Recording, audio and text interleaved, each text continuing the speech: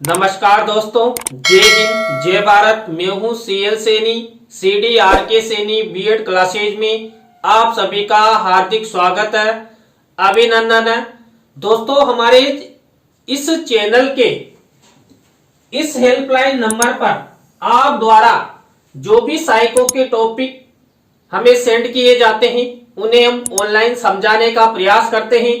दोस्तों, आज की लाइव क्लास के अंतर्गत हम ऑन थॉट्स ऑन लर्निंग यानी कि सीखने के बारे में स्वयं के विचार। दोस्तों, आप सब जानते हैं सीखने को अधिगम भी कहा जाता है, तो आपकी परीक्षा में यह टॉपिक अधिगम के बारे में स्वयं के विचार या सीखने के बारे में स्वयं के विचार किसी भी तरह से आ सकता है, आपको कंफ्यूजन नहीं होना है।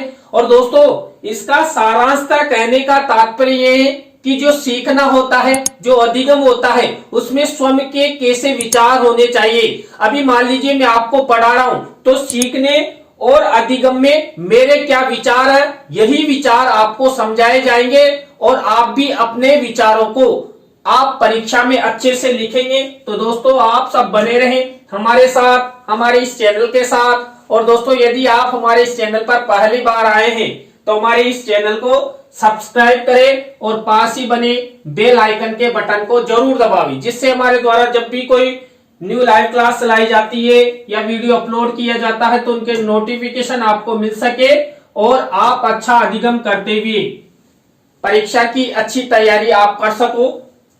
मनुष्य जन्म के उपरांत ही सीखना प्रारंभ कर देता है और जीवन भर कुछ न कुछ सीखता रहता है। दोस्तों, मैंने जब आपको अधिगम के बारे में, सीखने के बारे में बताया था, तो मैंने बताया था जो अधिगम, जो सीखना होता है, ये जीवन भर चलता रहता है। यानी कि बालक का जब जन्म होता है और मृत्यु शैया से पहले तक बालक व्यक्ति अधिगम अर्थात सीखता रहता है। और देखिए, हम जीवन में एक पैर भी, एक कदम भी आगे बढ़ाते हैं तो उनसे हमें अधिगम होता है। धीरे धीरे वह अपने को वातावरण से समायोजित करने का प्रयत्न करता है। इस समायोजन के दौरान वह अपने अनुभवों से अधिक लाभ उठाने का प्रयास करता है। इस प्रक्रिया को मनोविज्ञान में सीखना कहते हैं, अधिगम कहते हैं। दोस्तों, जब बालक का जन्म होता है और जन्म के बाद जो उसे ये वातावरण मिलता है, ये पर्यावरण मिलता है, इसमें वो अपने आप को समायोजित कर लेता है और समायोजित करता हुआ वो कई प्रकार के पदार्थों, कई प्रकार की वस्तुओं, कई प्रकार के आचार विचारों और व्यवहारों के बारे में सीखता है और उन्हें प्राप्त करता है और अपने लक्ष्यों की प्राप्ति करता हुआ वो अपने जीवन को आगे बढ़ाता है, जीवन के लक्ष्यों को पूरा करता है। तो यहां पर जो बालक का जन्म होता है और जन्म के उपरांत से ही बालक जो जीवन भर अधिगम करता रहता है, सीखता रहता है। और यह क्रिया दोस्तों लर्निंग बाय डूइंग, करके सीखना, इस पर आधारित होती है। तो मनोविज्ञान में इसी को हमें सीखना अर्थात अधिगम कहते हैं। सीखने के बारे में स्वयं के अनेक विचार हो सकते हैं। आपके क्या विचार कहते हैं, मेरे क्या विचार कहते हैं, इन्हीं विचारों के बारे में हम आपसे चर्चा करेंगे।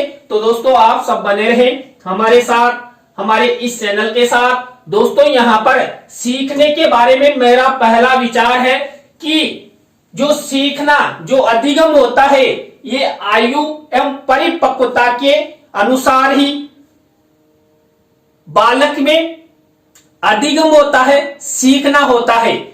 मनुष्य अपने जीवन में जन्म उपरांत अपनी आयु एवं परिपक्वता के अनुसार सीखता है। बालक की जो उम्र बढ़ती है और परिपक्वता आती जाती है, वैसे वैसे बालक में अनेक प्रकार के अनुभव विभिन्न माध्यमों से प्राप्त होते रहते हैं। दोस्तों, जो बालक होते हैं, इन बालकों की आयु और परिपक्वता के आधार पर उनमें किसी नए अनुभवों के बारे में सीखने, ज्ञान की प्राप्ति करने में आयु और परिपक्वता का महत्वपूर्ण स्थान होता है। तो यहां पर आयु और परिपक्वता बालक को अधिगम कराने में, सीखने में महत्वपूर्ण भूमिका निभाती है। तो ये दोस्तों, ये मेरा पहला विचार है। इसके बाद दोस्तों, अधिगम सीखने के बारे में मेरा दूसरा विचार है अनुकरण। बालक सबसे ज्यादा अनुकरण के द्वारा सीखता है। बालक परिवार में अपने माता पिता एवं परिवारजनों का अनुकरण करता है और क्या करता है, वो भाषा सीखता है, व्यवहार परिवर्तन करना सीखता है। और क्या होता है, जब परिवार के बाद बालक विद्यालय में जाता है तो दोस्तों विद्यालय में वो शिक्षक का अनुकरण करता है। तो दोस्तों मेरा मानना है कि जो अधिगम होता है, जो सीखना होता है, ये अनुकरण के द्वारा ही संभव हो पाता है। बालक बिना अनुकरण के सीख नहीं सकता। दोस्तों जिन परिवारों में उनके माता पिता परिवारजनों का व्यवहार अच्छा नहीं होता, संस्कारहीन होते हैं, गाली गलौज करते हैं या शराब पीते हैं, तो वहां के बालक बालिका भी उनका अनुकरण करते हैं और वो वैसा ही आचरण, वैसा ही व्यवहार करने लग जाते हैं। ये मेरा मानना है। तो इसलिए दोस्तों जो सीखना होता है ये अनुकरण के द्वारा ही संभव होता है। देखिए कक्ष में भी बालक स्वर और व्यंजनों के बारे में अनुकरण के द्वारा ही अधिगम करता है, सीखता है और धीरे धीरे वो अच्छी तरह पुस्तक पढ़ना सीख जाता है। दोस्तों सीखने के बारे में मेरा 3rd नंबर का विचार है करके सीखना, लर्निंग बाय डूइंग। बालक सीखने हेतु संबंधित वस्तुओं के प्रति अनेक क्रियाएं एवं प्रतिक्रियाएं करता है। उन वस्तुओं के प्रति की गई क्रिया एवं प्रतिक्रियाएं बालक को सीखने के मार्ग में आगे ले जाती है तथा सीखने में दृढ़ता प्रदान करती है। दोस्तों हम अपने जीवन में प्रतिदिन कई प्रकार की क्रियाएं, अनुक्रियाएं करते हैं। उन क्रियाओं और अनुक्रियाओं के द्वारा ही हमें सीखते हैं। दोस्तों बिना अनुक्रिया क्रियाएं प्रतिक्रियाओं की हमें अधिगम नहीं कर सकते, ये मेरा मानना है। जो बालक घर पर बैठा रहेगा, कुछ कार्य नहीं करेगा तो वो कुछ भी नहीं सीख सकेगा। और बालक यदि सक्रिय है, क्रियाशील है, वो लगातार अनेक क्रियाएं करता है तो बालक अच्छा अधिगम करेगा, अच्छा सीखेगा, अर्थात वो अच्छा ज्ञानवान बनते हुए प्रतिभाशाली स्टूडेंटों की श्रेणी में वो आने लगेगा। इसलिए दोस्तों यहाँ पर जो भी हम अधिगम करते हैं ये करके ही सीखते हैं, लर्निंग बाय डूइंग। यहाँ पर बालक बालिकाओं को एक शिक्षक द्वारा भी सिखाना जाना चाहिए। इसके बाद दोस्तों नेक्स्ट मेरा विचार है वातावरण। बालक जिस वातावरण में रहता है उसी वातावरण के अनुसार बालक सीखता है। परिवार, विद्यालय और समाज का जैसा वातावरण है बालक में सीखने के वैसे ही गुण विकसित होते चले जाते हैं। यदि परिवार, विद्यालय और समाज में बालक को अच्छा वातावरण मिलता है तो बालक में अच्छा अधिगम करता है और अपना विकास करता है। दोस्तों मेरा मानना है कि जो अधिगम सीखना होता है इस पर वातावरण का सबसे ज्यादा प्रभाव पड़ता है। किसी बालक के परिवार का, उसके समाज का, उसके विद्यालय का जैसा वातावरण होगा बालक वैसा ही सीखेगा, जैसा देखेगा वैसा सीखेगा। मान लीजिए घर पर मम्मी पापा प्रतिदिन चकला बेलन चलाते हैं, घर पर अशांति का माहौल रहता है तो बालक भी अधिगम करेगा, उनको देखेगा कि मेरे मम्मी पापा ही प्रतिदिन चकला बेलन चलाते हैं तो आने वाले समय में मुझे भी यही कार्य करना है। तो बालक जैसा वातावरण मिलता है, मान लीजिए कई परिवारों में शिक्षा का अच्छा वातावरण रहता है तो बालक शिक्षा के प्रति सक्रिय रहते हैं, अच्छा अधिगम करते हैं और जो शिक्षा के लक्ष्य हैं उनको सीखने का वो प्रयास करते हैं और उन लक्ष्यों की प्राप्ति भी वो शीघ्र कर लेते हैं। लेकिन जिन परिवारों में शिक्षा का वातावरण नहीं रहता वहां के बालक अच्छा अधिगम नहीं कर सकते, यानी कि मंद गति से उनमें अधिगम होगा। इसलिए शिक्षा का प्रभाव, शिक्षा का वातावरण भी यहाँ बालक के अधिगम, बालक के सीखने को प्रभावित करता है। तो दोस्तों ये मेरा 4th नंबर का विचार था। इसके बाद दोस्तों मेरा सीखने के बारे में 5वें नंबर का विचार है यहां पर अभिप्रेरणा। बालक को अभिप्रेरणा अभिप्रेरकों के माध्यम से मिलती है। परिवार, विद्यालय और समाज द्वारा बालक को जितना अधिक अभिप्रेरित किया जाएगा, बालक में उतना ही ज्यादा अधिगम होगा, बालक उतना ही ज्यादा सीखेंगे। विद्यालय के अंतर्गत शिक्षण के दौरान शिक्षकों द्वारा बालकों को जितनी अभिप्रेरणाएं प्रदान की जाएगी, जितना मोटिवेशन स्पीच दिया जाएगा, बालक अपने लक्ष्यों के प्रति लगातार सक्रिय होकर उत्साह पूर्वक उनको प्राप्त करने का प्रयास करेंगे। तो दोस्तों मेरा मानना है कि कक्ष में जब शिक्षक पढ़ाए तो बालक बालिकाओं को अधिक से अधिक मोटिवेट करना चाहिए, जिससे बालक सक्रिय हो, उत्साहित हो और रुचि लेते हुए वो अच्छा सीखे, अच्छा अधिगम करे। बिना अभिप्रेरणा के सीखना अर्थात अधिगम की कामना नहीं की जा सकती। दोस्तों आपने देखा है कई व्यक्ति कंपनियों में कार्य करते हैं, वहां के जो हेड ऑफ इंचार्ज हैं वो अपने कार्मिकों को बार बार मोटिवेट करते हैं, और मोटिवेट करने से क्या होता है, उनमें सक्रियता आ जाती है, कार्य करने के प्रति उत्साह उनमें दिखाई देने लगता है और वो लगातार कार्य करते हुए अपने लक्ष्यों की ओर बढ़ जाते हैं। इसलिए दोस्तों हमें बालक बालिकाओं को सबसे अधिक मोटिवेट करना चाहिए। दोस्तों आप सब आने वाले फ्यूचर में देश के भावी अध्यापक बनने जा रहे, आप डीएड कर रहे, बीएड कर रहे, बीए बीएड कर रहे, बीएससी बीएड कर रहे, तो देखिए देश का फ्यूचर आपको ही संभालना है। तो आप बालक बालिकाओं को जितना मोटिवेट कर सकेंगे उतना ही कम है। आप अच्छे से अच्छे बालक बालिकाओं को मोटिवेट करना, जिससे आपके जो विद्यार्थी हैं वो अच्छा सीख सके, अच्छा अधिगम कर सके। और देखिए आप अच्छा मोटिवेट करेंगे तो आपके नाम के साथ साथ वो अपने परिवार का, अपने समाज का और अपने विद्यालय का नाम अच्छा रोशन करेगा।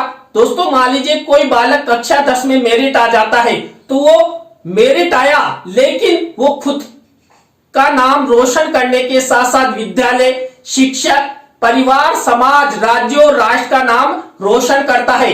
इसलिए बालक बालिकाओं को अधिक से अधिक मोटिवेशन प्रदान करना चाहिए। इसके बाद दोस्तों मेरा मानना है कि जो सीखना होता है ये रुचि के द्वारा ही संभव होता है। सीखने में रुचि का होना आवश्यक है। बालक किसी वस्तु, पदार्थ या तथ्य के बारे में जानने एवं समझने हेतु रुचि दिखाएगा, बालक उतना ही अच्छा सीखेगा। बिना रुचि के बालक अच्छा सीख नहीं सकता।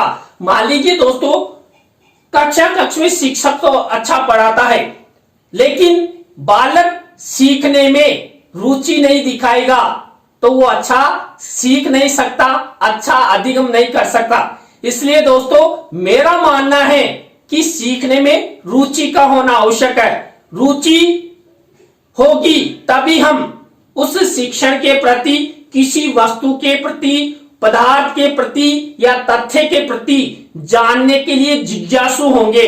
बिना रुचि के हम किसी के बारे में जानने के प्रति रुचि होते ही नहीं है। इसलिए हमेशा हमें रुचिपूर्ण तरीके बालक बालिकाओं के सामने रखने चाहिए। शिक्षक को तो खास तौर पर ऐसे तरीके जरूर अपनाना चाहिए जिससे छात्र छात्रा शिक्षण में रुचि बनाए रखे। बीच बीच में ऐसे उदाहरण दे जिससे बालक बालिका एक बार हंसे तो पावर खून बढ़ जाए। और दोस्तों मैं तो ऐसा ही करता हूं, कक्ष में बार बार बच्चों को हंसाता रहता हूं जिससे उनका एक बार में पावर खून बढ़ता है, और पावर खून बढ़ता है तो बाद में उनको ब्लड डोनेशन जरूर कराना पड़ता है। दोस्तों ब्लड डोनेशन भी आपको जरूर करवाना चाहिए। इससे हो सकता है आपका ब्लड किसी दूसरे के काम में आए, दूसरे को जिंदगी मिले। इसलिए दोस्तों यदि जीवन में ब्लड डोनेशन का मौका मिले तो उसे गवाए नहीं, आप जरूर ब्लड डोनेशन करें, ये मेरा जरूर मानना है। दोस्तों इसके बाद अधिगम के बारे में नेक्स्ट मेरा विचार है कौन सा, अवधान, अटेंशन। तो बच्चे तुरंत सक्रिय हो जाएंगे कि सर ने कह दिया, सब चांपट पर ध्यान रखिए। और बालक यदि अवधान केंद्रित कर लेंगे, ध्यान अपना कहीं किसी का ध्यान जयपुर, दिल्ली, बंबई, आगरा घूम रहा है तो तुरंत कहां आ जाएगा, कक्ष में आ जाएगा। तो बालक क्या करेंगे, अच्छा अधिगम करेंगे। सीखने में अवधान की महत्वपूर्ण भूमिका होती है। बिना अवधान के अच्छा अधिगम नहीं किया जा सकता। शिक्षण के दौरान कक्ष में छात्रों का अवधान महत्वपूर्ण स्थान रखता है। शिक्षक द्वारा पढ़ाए हुए विषय पर छात्र और ध्यान पूर्वक सुनेंगे तो उन्हें अच्छा अधिगम होगा। इसलिए अवधान का केंद्रीयकरण होना आवश्यक है। दोस्तों, बिल्कुल हमारी जो आंखें हैं ये केंद्र बनाकर शिक्षक द्वारा जो पढ़ाया जा रहा है उस पर ध्यान दिया जाएगा तो हम अच्छा अधिगम करेंगे। और दोस्तों, यदि हमारा ध्यान दिल्ली, मुंबई, आगरा है तो हम अच्छा अधिगम नहीं कर सकते। इसलिए आवश्यक है अपना ध्यान, अवधान, अटेंशन कक्ष में बनाए रखें और दिल्ली, मुंबई, आगरा के चक्कर में नहीं पड़े। देखिए, आजकल देखने में आया कई लड़के लड़कियां, वर्तमान में आप सब जानते हैं हमारे देश में पश्चिमी संस्कृति का प्रचार प्रसार हो गया तो उनका ध्यान कहां रहता है, कक्ष में नहीं, वहीं। इसके बाद दोस्तों, नेक्स्ट सीखने के बारे में मेरा विचार है उद्दीपक। बाह्य जगत में अनेक उद्दीपक होते हैं जो बालक में उत्तेजना का कार्य करते हैं। उन उद्दीपकों की प्राप्ति हेतु बालक क्रियाएं प्रतिक्रियाएं करता है, उन्हें प्राप्त करने का प्रयास करता है। उद्दीपकों की प्राप्ति होने पर बालक अच्छी तरह सीख सकता है। दोस्तों, हमारे बाह्य जगत में, हमारे वातावरण में, हमारे घर में, समाज में, विद्यालय में अनेक उद्दीपक होते हैं। उन उद्दीपकों को हम देखते हैं और अच्छा अधिगम करते हैं। दोस्तों, ये पेन आपको दिखाई दे रहा है, सबको दिखाई दे रहा है, मुझे भी दिखाई दे रहा है। ये मेरे लिए उद्दीपक है। अब मैं इससे कुछ क्रिया करूंगा, अनुक्रिया करूंगा, प्रतिक्रिया करूंगा तो मुझे इसको क्रियाशील करना पड़ेगा। तो यहां पर हम तभी तो कहते हैं जो अधिगम, जो सीखना होता है, अनुक्रिया और उद्दीपक के द्वारा ही संभव होता है। दोस्तों, हम उद्दीपक को देखकर उसे प्राप्त करने का प्रयास करते हैं तभी तो जाकर हमें अच्छा अधिगम होता है। मान लीजिए हमें रसगुल्ले दिखाई दे रहे और हमारी जीभ ऐसे कर रही है तो हम वो रसगुल्ला हमारे पास नहीं आएगा। उसे प्राप्त करने के लिए हमें क्रियाएं करनी पड़ेगी। इसलिए हम रसगुल्ले के पास जाएंगे और उसे हाथ में उठाएंगे और गप से आओ, पेट में गया। तो इस तरह आपको ये उद्दीपकों के माध्यम से हम जीवन में अधिगम करते हैं, सीखते हैं, आगे बढ़ते हैं। बिना उद्दीपक के भी देखिए हमारे पास कुछ सामने लक्ष्य होगा तभी हम उस लक्ष्य की प्राप्ति के लिए कार्य करेंगे। दोस्तों, अभी आप सबका लक्ष्य है शिक्षक बनना, तो आप प्रतियोगिता परीक्षाओं की अच्छी तैयारी करते हैं तो आप अपने लक्ष्य की ओर बढ़ने के लिए क्या करते हैं, क्रियाएं करते हैं, प्रतिक्रियाएं करते हैं। यानी कि बहुत सारी गाइड पढ़ते हैं, पाठ्यक्रम देखते हैं, कौन सा पॉइंट आया, पुराने साल कौन से प्रश्न आए थे, इन सब के बारे में आप संग्रह करते हैं, तब जाकर आप अपने लक्ष्य की ओर जाते हैं। तो दोस्तों, इसलिए हमारे जीवन में उद्दीपकों का बड़ा महत्व है। उद्दीपक एक लक्ष्य के रूप में व्यक्ति को अपनी ओर खींचते हैं, आकर्षित करते हैं। दोस्तों, मार्केट में लड़की दिखाई देती है ना तो झट से हमारा ध्यान उस लड़की की ओर चला जाता है तो वो लड़की हमको मोटिव के रूप में कार्य करती है। तो यहाँ पर आकर्षण उद्दीपक की भूमिका निभाता है। इसके बाद दोस्तों, नेक्स्ट उद्दीपक के बारे में मेरा विचार है तत्परता, सक्रियता, उत्साहपूर्वकता। बालक जितना अधिक तत्पर अर्थात सक्रिय रहेगा, बालक उतना ही अच्छा अधिगम करेगा। बिना तत्परता के बालक सीख नहीं सकता। बालक में अच्छे अधिगम के लिए शिक्षकों द्वारा बालकों को तत्परता की ओर अर्थात सक्रिय बनाने की दिशा में अनेक तरीके अपनाना चाहिए जिससे बालक अच्छा अधिगम कर सके। दोस्तों, तत्परता का नियम अधिगम के नियमों की श्रेणी में पहला नियम है जो थॉर्नडाइक ने जो मुख्य नियम दिए उसमें पहला। तो दोस्तों, बालक जितना तत्पर रहेगा, सीखने के प्रति जितना तत्पर रहेंगे, सक्रिय रहेंगे, बालक उतना ही अच्छा अधिगम करेंगे। इसलिए हमें हमेशा एक्टिव रहना चाहिए। दोस्तों, यदि हमें बुखार भी आ रहा ना तो आपको ऐसे नहीं बुखार आ रहा है, ऐसे आपको क्रियाशील रहना है। तो बुखार डर से ही भग जाए, अरे कि पागल व्यक्ति के बुखार आया हूं मैं तो इसलिए हमेशा हमारे शरीर को सक्रिय रखना चाहिए, तत्पर रखना चाहिए, जिससे दोस्तों हम अच्छा अधिगम कर सके। दोस्तों इसके बाद सीखने के बारे में मेरा नेक्स्ट विचार है अभ्यास। करत करत अभ्यास के जड़मति होए सुजान। यदि बालक को अच्छा सिखाना है तो लक्ष्य की प्राप्ति करवानी है तो हमें क्या करना पड़ेगा, जो उसके द्वारा ज्ञान प्राप्त किया जा रहा है उस ज्ञान का अभ्यास करवाना पड़ेगा, दोहराना पड़ेगा, तभी वो ज्ञान क्या होगा, स्थायित्व प्राप्त करेगा, उस ज्ञान में दृढ़ता आएगी। और जो हमारे मस्तिष्क में मेमोरी कार्ड रखा हुआ ना, इस मेमोरी कार्ड में संग्रहित होगा और जब भी हम प्ले बटन दबाएंगे झट से रील चलेगी और झट से वो दूसरों के सामने धड़ाधड़ शुरू हो जाएगा। इसलिए दोस्तों यदि हमें अच्छा सीखना है, स्थायित्व वाला सीखना है, लंबे समय तक हमारे मस्तिष्क में निवास करने वाला सीखना है तो हमें अभ्यास करना होगा। और यहां पर थॉर्नडाइक ने भी अभ्यास का नियम दिया था, तो ये अभ्यास प्रत्येक बालक बालिका के लिए जीवन भर उपयोगी होता है। दोस्तों इसके बाद सीखने के बारे में मेरा विचार है शारीरिक एवं मानसिक स्वास्थ्य। बालकों का शारीरिक एवं मानसिक स्वास्थ्य जितना अच्छा रहेगा, बालक जितने स्वस्थ रहेंगे, बालकों में उतना ही अच्छा अधिगम होगा। किसी भी प्रकार के नए अनुभवों को प्राप्त करने में बालक सक्रियता के साथ साथ रुचि लेंगे और ज्ञान की प्राप्ति कर लेंगे। दोस्तों पहला सुख निरोगी काया। यदि हम स्वस्थ हैं, शारीरिक और मानसिक, हम मेंटल नहीं है, तो हम अच्छा अधिगम कर सकते हैं। इसलिए हमें शारीरिक और मानसिक रूप से स्वस्थ होना चाहिए।